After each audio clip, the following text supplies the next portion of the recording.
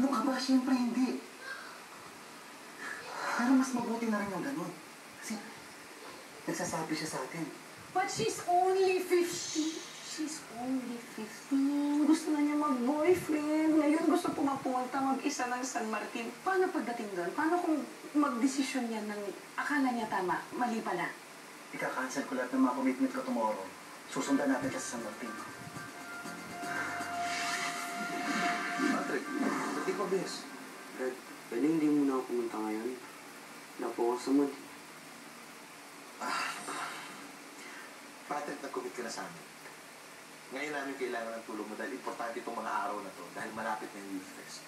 Ang kuya mo nga bumiyahe galing Maynila aga-aga para lang makatulong sa atin. Tapos hindi ka pupunta dahil wala ka sa mood. Anak naman. Committed ka ba talaga o hindi? Good morning, Tita. Hi! Hi, Tavi. Good morning. Si Ella po. Nandyan. Kakagising lang.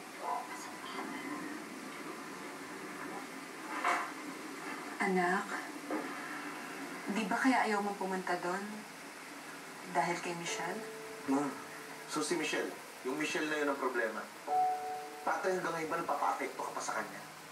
Ba't hindi mo pa siya harapin once and for all at sabihin mo sa kanya na wala siya sa'yo? Hindi yung ganyan na nagbuburyong ka dito. Wala ka sa mood. Sinasayang mo araw mo. Go ahead.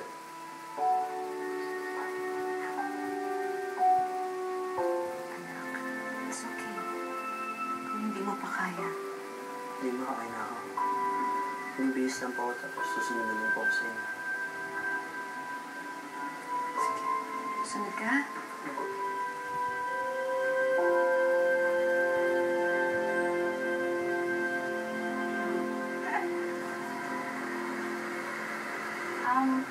Cami, nandiyan na kasi yung kliyente ko.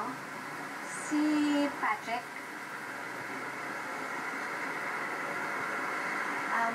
Paano? Mauna na ako, ha? Tapos ikaw na yung bahala sa best friend mo. Okay? Sige po. Hi! Bye! Hi!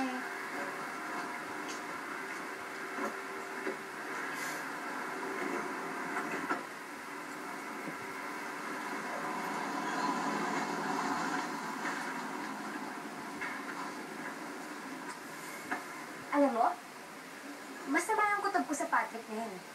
Pakiramdam ko nililigawan tong nanay ko. Ito naman nanay ko, nagpapaligaw na naman.